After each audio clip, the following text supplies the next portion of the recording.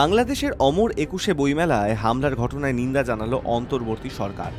সোমবার সন্ধ্যায় তাসলিমা নাসরিনের বইয়ের প্রকাশক সংস্থা সব্যসাচীর স্টলে হামলা চালান একদল জনতা।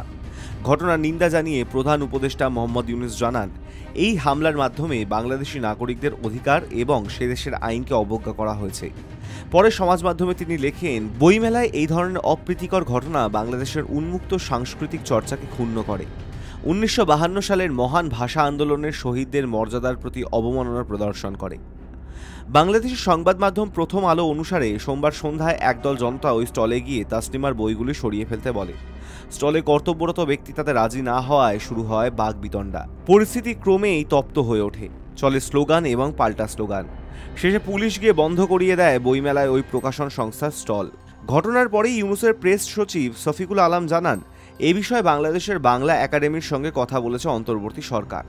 কি ঘটেছিল তা দ্রুত একাডেমিকে জানাতে বলে ইউনূস প্রশাসন।